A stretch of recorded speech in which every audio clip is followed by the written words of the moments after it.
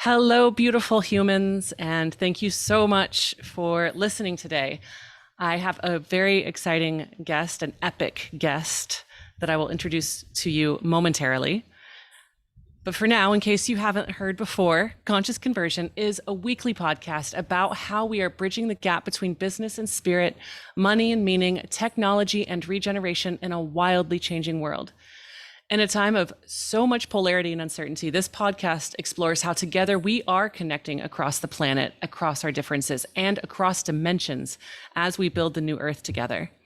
I am your loving and faithful host, Sarah Yemtich, and today I am so delighted to introduce you to the epic soul, Kute Blackson.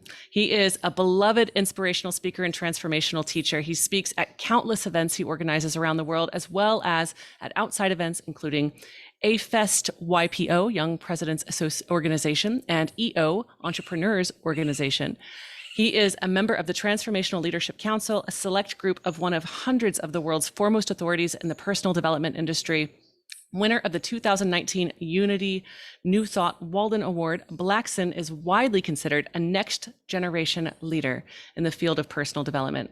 His mission is simple: to awaken and inspire people across the planet to access inner freedom, live authentically, and fulfill their true life's purpose. Kute, you've also written a couple incredible books. As I was sussing you out, You Are the One and The Magic of Surrender. Both sound amazing to me. Thank you so much for being here on the show. I'm absolutely grateful to get to know you now. Thanks for having me. Appreciate the welcome. I love the your podcast tagline of across dimensions. That. I like that. Yeah, we're interdimensional, multi-dimensional beings here. So I I think the more we can bring that out, the better. Awesome. There's a lot. I mean, we're recording this episode in May. My goodness, the energies are potent right now. It just feels so, feels like big things are happening. And I feel really optimistic these days. Yeah. So it's a interesting time to be alive. An epic time to be alive. An epic time to be alive. So I'm going to dive in and ask you the first question that I love to ask folks. And that is, in this incarnation right now on the planet as it is in this moment, who are you and what is your soul's purpose? This incarnation. Right now, I think it's interesting because I think as I continue to evolve within my own self, within my own consciousness, the expression of that purpose is a continually changing discovery. And the next evolution of what that looks like, I think, is something that is being revealed to me in this very moment and in this time. And so it's something I'm actually really excited about, and, in the essence, it's always been to awaken people, awaken humanity, so that they can remember who they truly are. I mean, that's been the essence of my purpose, and it's been offered through, one-on-one, through seminars, small groups, large groups, products online, speaking, books. And so the essence is, I'm part of the, team, part of the folks that I feel I'm here to help people remember who they really are as infinite divine beings. That's the essence of it. And then to translate that in the world, to assist people in living that as a force of love and creativity on the planet authentically. That's the essence. Amazing. And I really relate to that purpose. I love that purpose, to help to awaken the planet. Sometimes one individual at a time, sometimes in large groups, sometimes, I think that's so important that there are many of us here with that purpose now. And I think we're all sort of finding each other and figuring out how we can work together to help move the planet and humanity through this super epic time. Yeah. It's a powerful time, you know. The last couple of years, I think, have been really profound. When I really look at the last few years and I see the crisis on planet Earth, I see old systems collapsing, old paradigms collapsing, old economic models, financial systems, political systems collapsing on one level. It looks like, wow, all hell is breaking loose. But I really feel that something more than before is breaking open for us as a humanity. And I think in any, in any healing process, let's say when we're doing our own individual healing, when we really start that healing process and we go deep into ourselves, deep into our psyche, deep into our subconscious, deep into the shadow, to see what has been suppressed and repressed and denied, and what we've been hiding from, we have to start bringing to light the the the material, the unconscious, the patterns that we have run away from. And so I think as I look at the planet right now, the last few years, where so much is coming to light, so much is coming to surface, this pandemic thing, racism, this, George Floyd, police, I mean, so much stuff is coming up, in politics, that I look at it and see that we are going as a planet, as a species, we're going through an evolutionary purification, and the consciousness of the planet. And I think we're in the middle of that, or the beginnings-ish to the, I don't know, it's the beginning or the middle of that process right now, and it's happening. And it's easy to look at it and go, oh my God, what's happening to the world? We're all going bonkers. But I think another way to see it is the purification of the planet and the consciousness of humanity is happening right now. And so that more of the light that has always been there, more of the light that we essentially are, no matter what's going on, can just be revealed and expressed and shine more clearly. And so I think we have all incarnated at this time, or this unique time in history, for a reason. Like, it's no accident that I'm here, you're here, everyone listens. Like our souls have chosen to incarnate right now versus 200 years ago or 500 years from now. Like, this pivotal moment is where I feel as though there is something is happening in a transition, in a transitionary way, a quantum leap, a quantum shift, a phase transition is happening that we get to be a part of, and the world that we see essentially is what we are.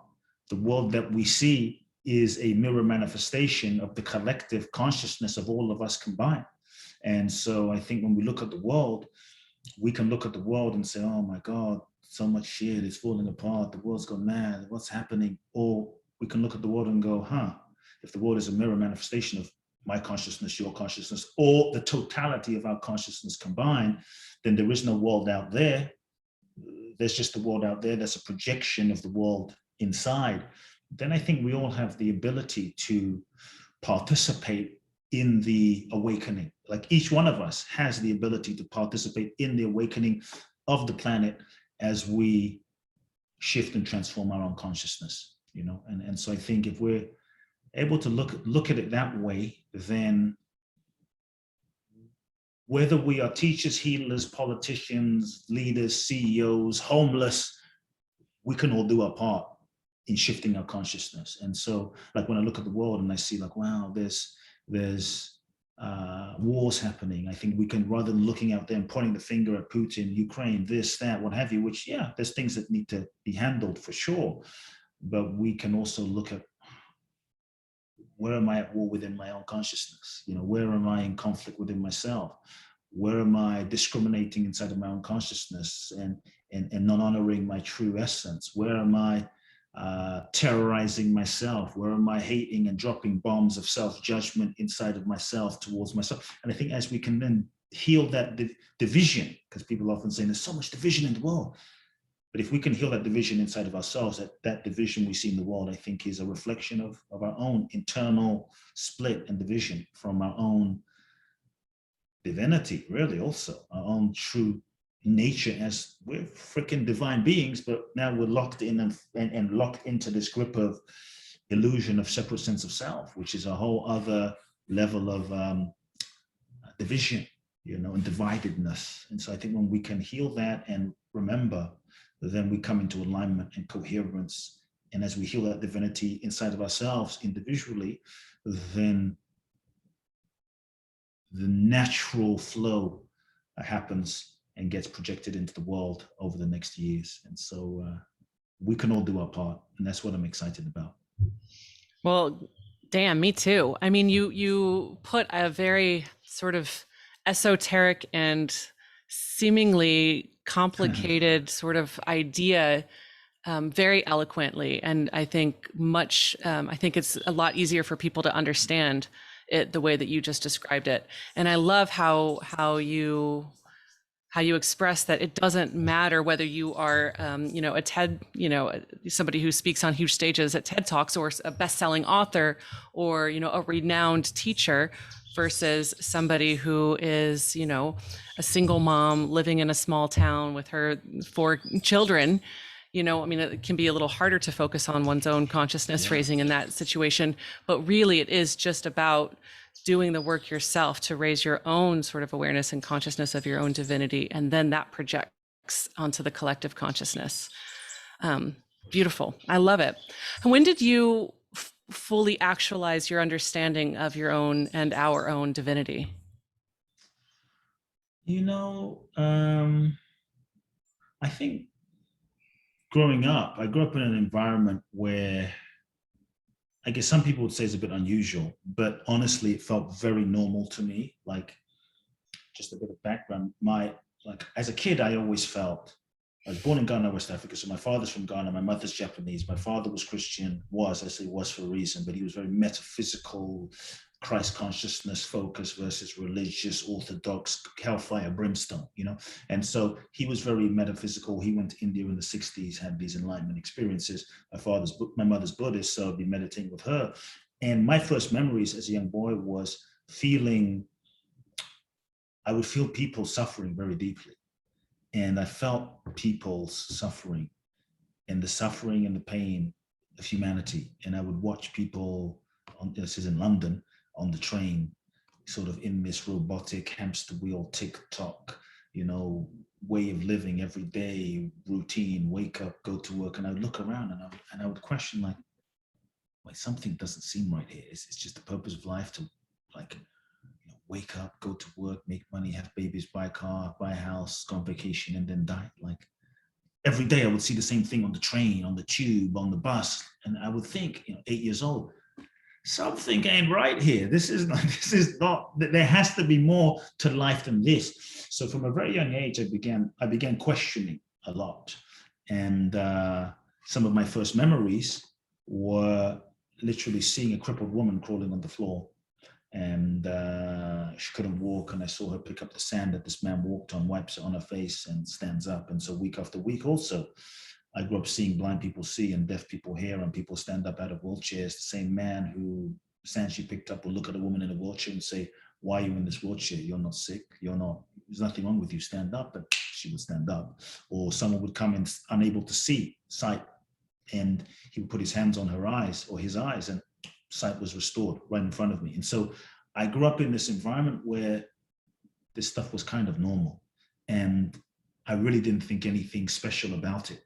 And so this man was my father, and so that was always in the space, this possibility. And I think in a certain way, I was very blessed to grow up in this environment where the miraculous was always just what was. And growing up in the space where, because my father went to India in the 60s, he would always say, his philosophy was always, look, Jesus wasn't just a man.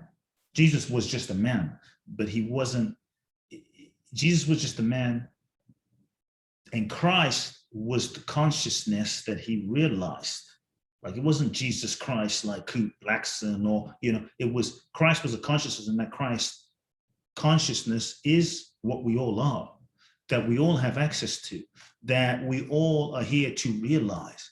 And so I think for me, the blessing was just growing up in that understanding, and then that philosophy as a foundation, because as a kid, 8 years old, 9 years old, I started reading, you know, all sorts of self-help books. And my first one was on creative visualization. And I thought, wow, I can manipulate my reality as an 8-year-old kid and visualize parking spots and shit. And things can happen. You know, when you're an 8-year-old kid with imagination, it's like giving a kid, you know, candy. And so, but then I started reading 12, 13, people like Osho and people like Krishnamurti and people like Nisargadatta Maharaj and Maharishi Mahesh Yogi, Ramana Maharishi as a 12, 13-year-old. And something about something about what was written and their words began to stir something in me in a very deep, profound way that I didn't understand. And then I began having experiences with some of these people like Sai Baba, Muktananda, what have you. So I started meditating, and I would start having these experiences in my teens, 14, 15, 16. And that started to, I don't know how to explain it, but it started to open something inside of me that was beyond what I was used to, you know. And I would say that's when it began. That's when something began within, and just continued in life. And, you know, as I grew up a little bit, life kicked me around a bit. And there maybe have been some moments where, as I came to the US, because I left my father's church and I came to the US, and I think there were a few moments where I may have forgotten in this sort of illusion of life. But I came to the US, left my father's church, won a green card in the lottery. It's a whole nother story. Then I came to the US. I wanted to go into this field of personal growth and spirituality and self-help. And, you know, everyone lived in Southern California, so they thought this was the place to come. And I came here after about a year of being here and knew nothing about Hollywood.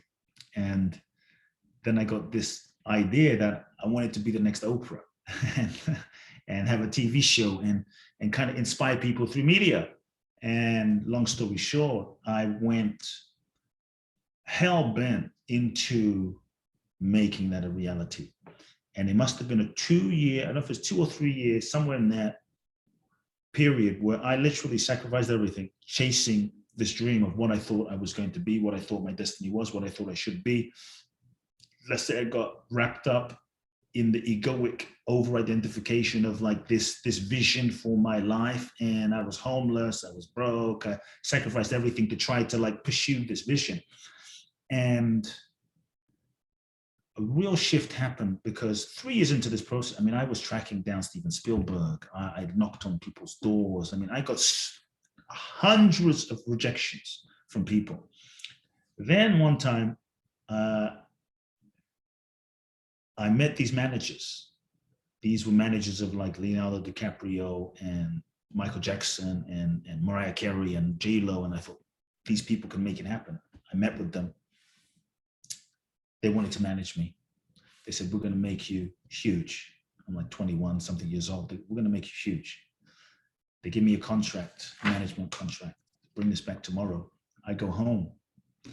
And everything I had to do, I had to freaking meditate on it. Okay, this has been my blessing and my curse. At first I thought it was a curse because I thought, shit, why can't I just do whatever I want? But I've never been able to somehow not listen to my soul. And so I went and I meditated on this thing, and my soul said, no, don't sign with these people. And everything I had sacrificed for was about to happen. And everything in my being said, no, no. And it didn't make sense to me why, but I knew that this alignment, this voice, it never guided me wrong. It's what guided me to America. It's what helped me win a green card.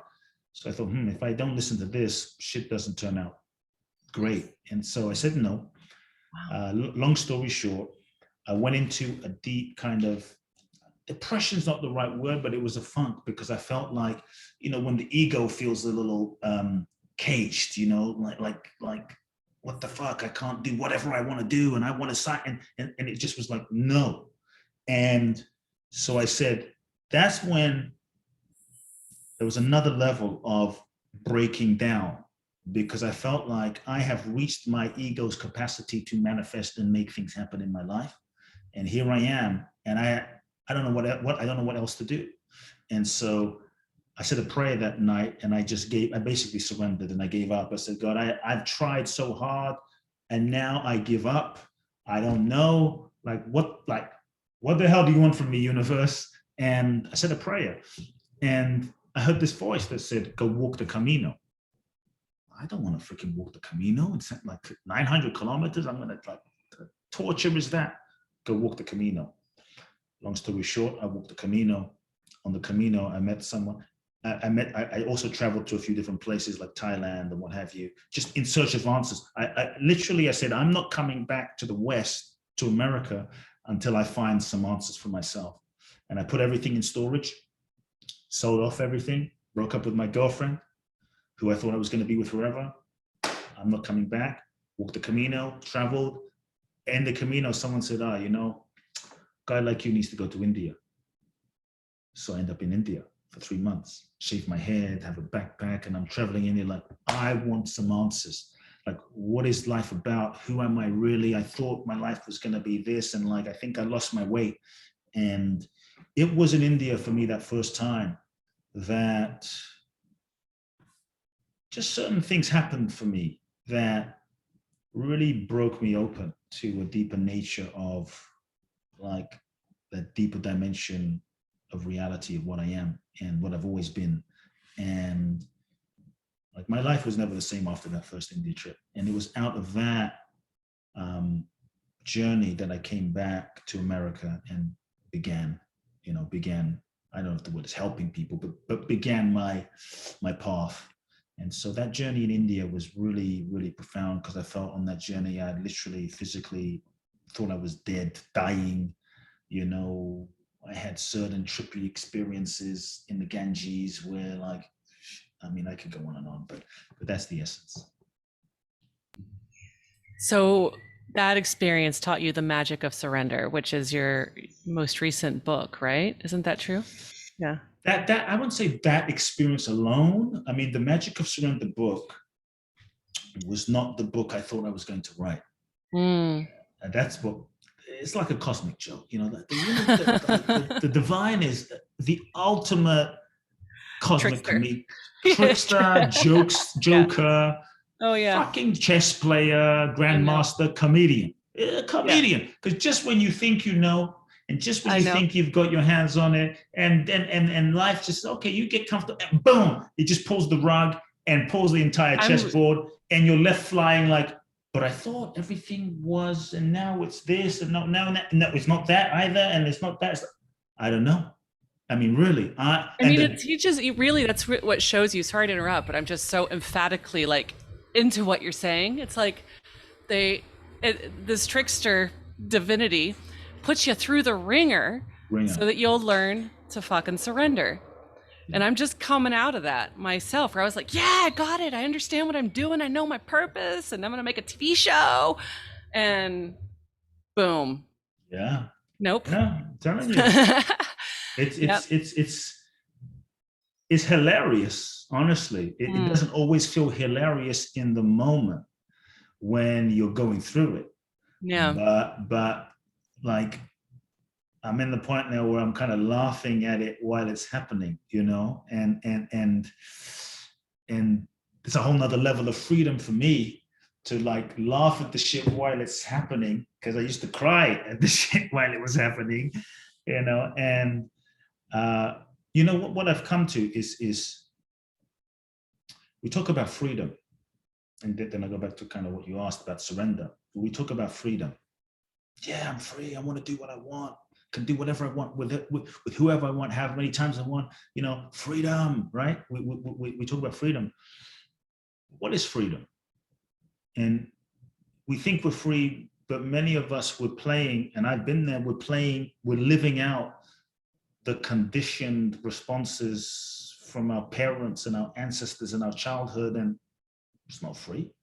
We're just living a reaction. And so for me, the deeper I go, it's interesting, the deeper I've gone, the less choice I have. the more free I feel. It's this crazy paradox. Like before, I used to think I'm free because I can do whatever I want and however I want. And it felt like the more choice I have, but the less free I actually am. But the deeper I go, the less choice I have, the freer I am. Because the deeper we go into truly surrendering to our own divinity, the more we are invited, forced, challenged, the more we come into alignment with our true selves. All of those egoic choices that are driven by sort of unconscious drives are no longer really an option. We can see them. Yeah, I want to do that. I want to go here. I want to go. I want to date her. It's just like, and before you could kind of do it, but the more alignment you come and the more you surrender, the less option to do that there is.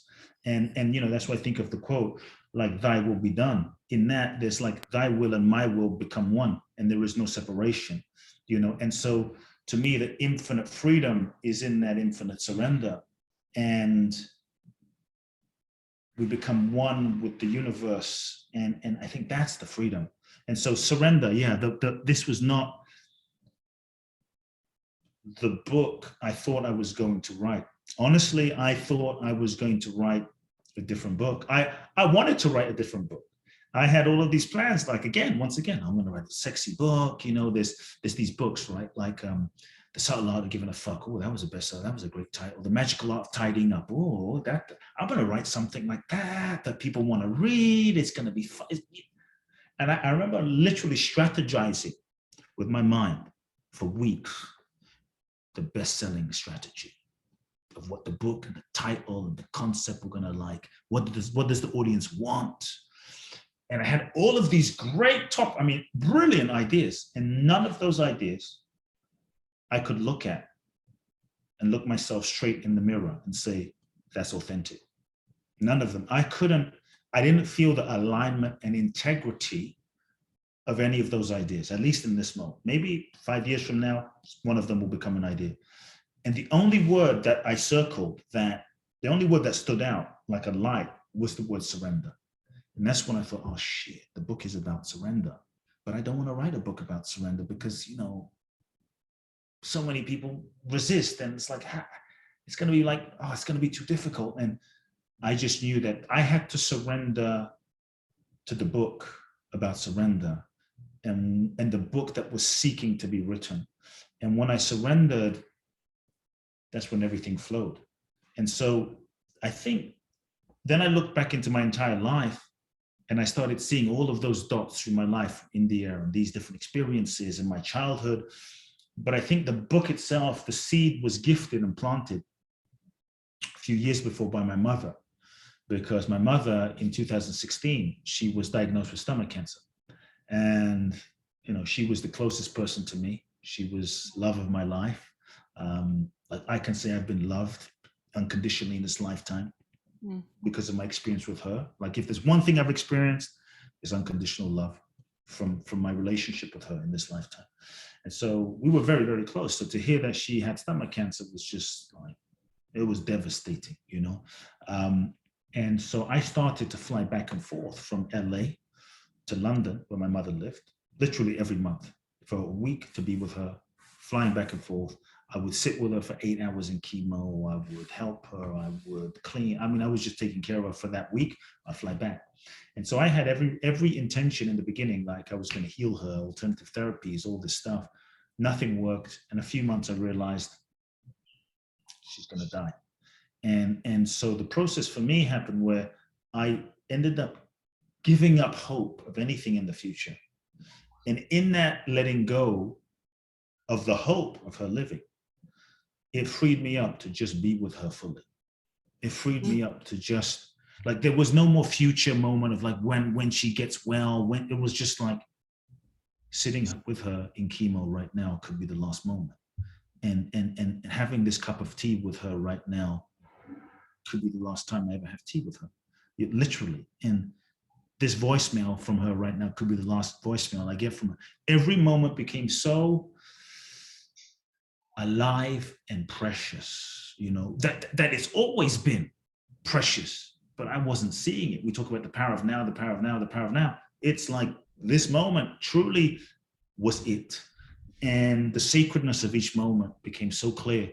The sacredness of just sitting with her and looking into her eyes, the sacredness of watching my mother wash dishes, all this mundane shit that I hated, the mundane just became like magical. And I just started reflecting on my life, going, wow, I had, in a quest for success, in a quest for spiritual enlightenment and, experiences on the mountaintop in India, like I missed all of these moments, all of these non-important moments in life. And I just felt like I was realizing how all the moments are what make life. And it's the moments that are life. And I've been missing these moments. And so I think the book was planted through this time I had with her, but the specific seed was planted when I look back. The doctors finally said, you're going to die. And so get your affairs in order, is basically, in a nice way, is what they say. We don't know. They said, you can have weeks, you could have months, we don't know, but it's definitely not going to be a year. And I looked my mother in the eyes and I said to her 2 questions. Number 1, I said, are you afraid? This was in the parking lot of the hospital. I said, are you afraid? She looked me, this Japanese woman, she looked me in the eyes and she said, I'm not afraid. She said, I know I'm not this body. This body is just a temporary vehicle from my soul. And this body will die. Like, matter of fact, this body will die, but I will not die. I'll be with you always, guiding you from the other side. Like, I'm breaking, I'm in tears at this point because I'm thinking, holy shit, the level of her just knowing, and that's when I realized who my mother was. I realized I didn't really know who she really was. Like, it was, my dad was the great, miracle working guy. That's the moment I realized, shit, my mother is an enlightened being. And I didn't know all this time. And then I asked her, is there anything I can do for you to be of service? What do you need? What do you want in your final days? And she looked at me and she said, there's nothing I need and there's nothing I want. All I want is what God wants for my life. That's it. And that's the moment I realized that she was free. She was demonstrating freedom and what it looks like. That it wasn't based on any experience, any situation or circumstance. She wasn't attached to living. She wasn't attached to dying. She was just open to the highest unfolding of life. She was living surrender in that moment. And so I was looking at this whiteboard, flashing back to all these experiences, thinking, shit, this is the book, And so I think, just to wrap that, is I think in our culture, there's so many misconceptions about surrender, that surrender is weak, surrender is giving up, surrender is waving the white flag, surrender means you're going to be taken advantage of, be a victim, be a doormat, you won't manifest your goals, dreams, and desires. It means, okay, going to India and living in an ashram. Surrender means all these things that it's like, oh, I don't want to do that. And so what I really want what I want to invite people into a bigger possibility of living in alignment, which is surrender. The sense of like, what if in surrendering you didn't get less, but you got more? Maybe not what you imagined. Maybe that TV show didn't happen. Maybe that thing didn't happen. But what if in letting go, life gave you more than you could have even manifested and made happen and created with your own ego's intention. And so surrender really is, and that's something, that I've really been diving deep into living. Like, what is it to really live surrender fully in all of its expression, without trying to manipulate life. And so surrender is a letting go of control, or the illusion of control that we think we have. You know, it's just an illusion, master addiction. Surrender is when we stop trying to force life to fit into our limited idea of what we think it should be. It's when we give up the idea of who we think we should be, how we think life should be, so we can be truly available and open. We take the limits off of life, and we're open, we're available, we allow, so that life can reveal itself, so life can show us, life can lead us. This intelligence that is life can express through us. And I think all of the truly great ones, you know, Jesus, Buddha, Gandhi, Mother Teresa, Mandela, Bruce Lee, Muhammad Ali, I mean, they all surrendered themselves in some way. In the surrender, they surrendered to life, they surrendered to their soul, they surrendered to purpose. In the surrender, they transcended their own human egoic limitations, and they were able to tap into grace. They were able to tap into the universe. They were able to tap into something bigger than themselves. And that's when life began to use them, and life began to manifest through them and express through them in ways that they couldn't have planned. And I think that's when the magic happens, you know. And so that's, for me, I'm excited. It can be a little scary in the beginning, you know. For me, when I wrote this book about surrender, it's like, when you write a book about surrender, just fucking get ready. Because, you know, now I'm like, I should have written a book about how to make $1 gazillion or something, because How to make 6 figures in 6 months. How to make 6 figures in a week or something, you know, because when you write a book about surrender, somehow the universe says, okay, and we're going to have to show you all the different angles of it. And it's been a wild, amazing, crazy trip. You know, as you were talking over the last few minutes, I had this moment of I'm loving everything that you're saying. I'm writing some of the pieces down that you're saying. It feels deeply channeled at moments, you know, and I'm taking this moment to be like, wow, so this, I may never talk to you again. We may never have this opportunity to speak to one another again. And I'm reveling joyfully in the present moment of being able to have this conversation with you and hear all these experiences that you've had and the wisdom that you've gleaned from those experiences. And I'm just really grateful for that. I have a question that came up for me. Sure. I mean, there's so much that I could have sort of like sank my teeth into in that. But the one that I think will maybe draw something out that wouldn't otherwise have been drawn out is and it's because of a passion of mine right now. The list of the greats that you made just now with Jesus and Gandhi, Mandela, they're amazing. And I love them. And I love the idea of Christ consciousness returning. And how would you speak to the role of the feminine and where that has been and what's happening now? I think that. And your mom, you mentioned your mom. I never realized she's an enlightened being. You know, that I'm going to be honest. Yeah. It's been very humbling, you know. It was very humbling with my mother, because in her humility, in her own, I mean, she had some of her own issues, you know, but in her own feminine grace, humility, kindness, I underestimated the real power of what she was.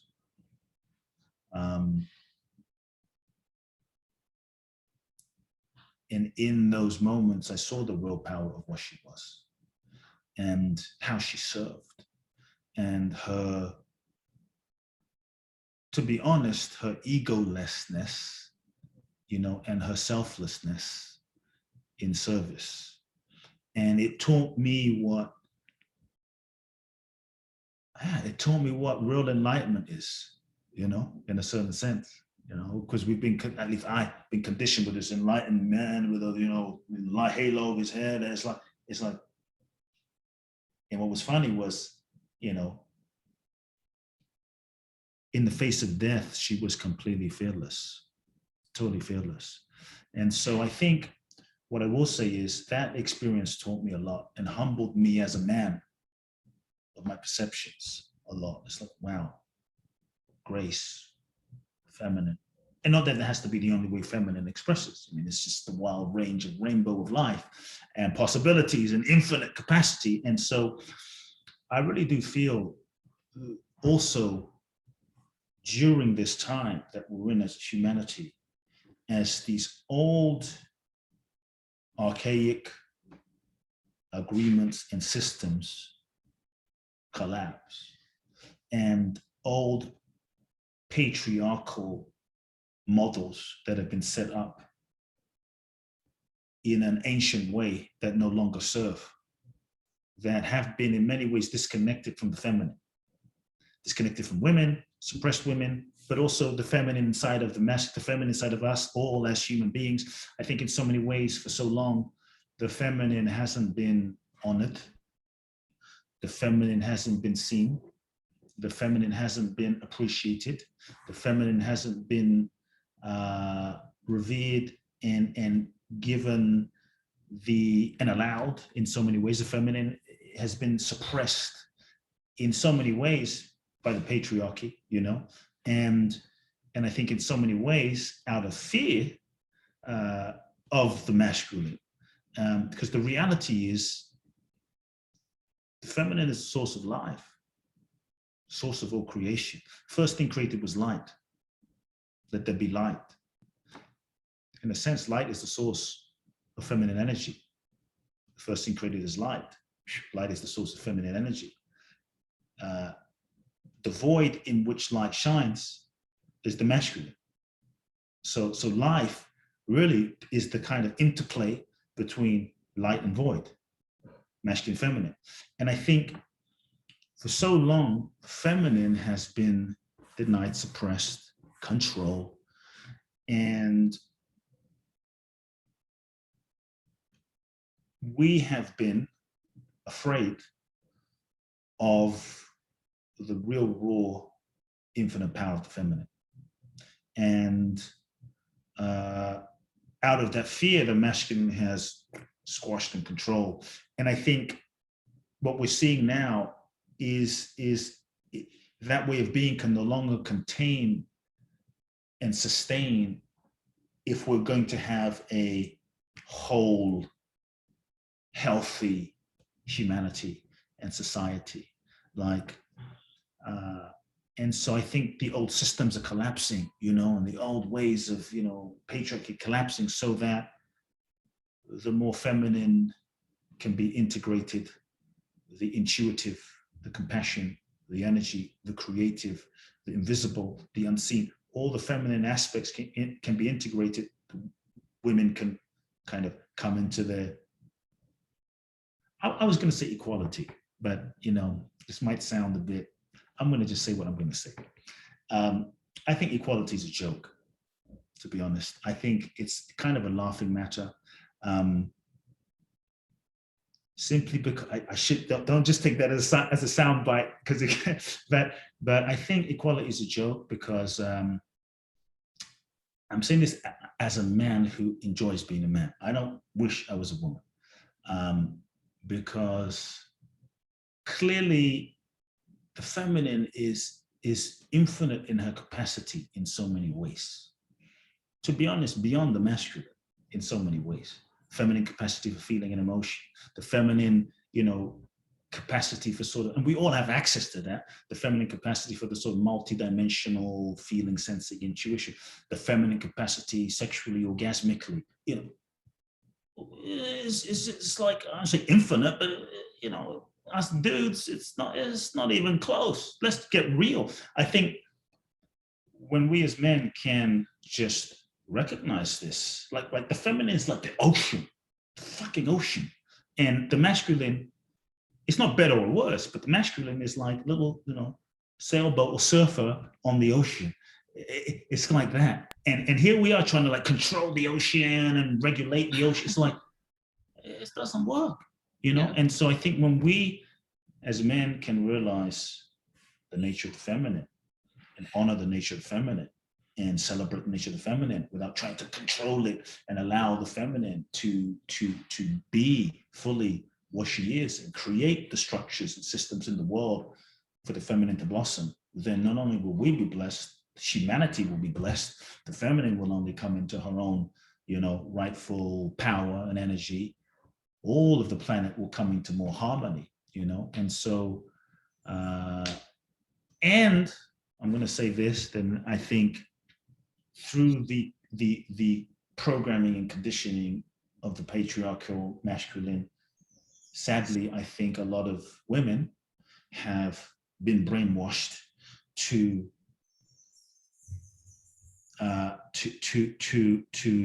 believe that their own feminine power is not as powerful, and thinking they need to become masculine and be men in order to be powerful, and have lost touch with that within themselves, their own connection to nature, the body, the cycles, rhythms. I mean, the list goes on, and so it's gone both ways. And so I think it's time, with this pandemic, I think has been an opportunity to sort of reset everything, for us to step back, to stop, constant movement, rest, be, reconnect, rhythm, cycle, feeling. What do I really feel? What's really, it's like reintegration of the feminine, and I think there's a powerful healing and harmony arising. But I think it's also time that women, and I'm going to say this, forgive me, women, I'm going to say this as a man, I think it's time for also women to realize the true power of their own feminine energy, and how, we are a culture that has tended only to rely on that left brain. We're a culture that's tended to only appreciate and value what can be seen, what can be quantified, what can be measured. Very masculine. What can be measured, what can be seen, the numbers, the science. And sometimes that feminine realm is invisible dimension of energy and energetics and non-quantifiable magic that the feminine is, and I think because it can't always be seen, it hasn't been appreciated. But if women can really reconnect to what that is for themselves, appreciate that for themselves, honor that for themselves, I think it's gonna, like, my invitation is, it's gonna reharmonize the entire planet in a certain ways. So the invitation is amazing. Women, we need you more than ever. We need your feminine power more than ever. And a lot of the times women are trying to get men to appreciate that feminine magic in themselves. But if you can't appreciate that feminine invisible magic in yourself, then how is a man going to? And anyway, you get what I'm saying. Absolutely. Aho. I couldn't agree more. It's part of why I moved to Costa Rica, is it really helps me be more in touch with those rhythms and the feminine. It feels almost, especially where I'm at in Puerto Viejo in the Caribbean, it feels, I joke that it's like it's a magnet for priestess energy. Wow. So many powerful women who sort of meet here, and converge here, and become more sort of awake in their own power and their own sort of sovereignty here, and start to detach from the need for external validation from the masculine or from the outside world. And I think that's happening increasingly on the planet, and it's really exciting. And I agree with everything you said. So thank you so much for sharing all of that. I want to make sure that there's plenty of time for you to express what you're up to these days, what you're doing in the world, how people can get more of you, because I imagine that many listeners are really going to want more. Yeah, just real simple. I'll keep it short. If people are inspired, get the book, The Magic of Surrender. It's out on paperback now, Amazon. My website, kuteblackson.com. If people want to go on a deep dive, I do twice a year an event in Bali now. We're open again. So July and December, Boundless Bliss Bali, 12 days deep diving. Boundless Bliss, www.boundlessblissbali.com, Facebook and Instagram. Those are some just simple ways people can get in touch. Beautiful. Thank you so much. And thank you so much for being on the show. It feels like a real gift to have heard all of the stories that you shared, and the wisdom and the insights. It's a lot of fun for me. It's like I can feel that your depths have no limit. And I really appreciate that. Thank you. Thanks for having me on. Yeah. And y'all, thank you so much for listening. And check out Kute Blackson. And we'll see you next time. Have a beautiful, beautiful rest of your day.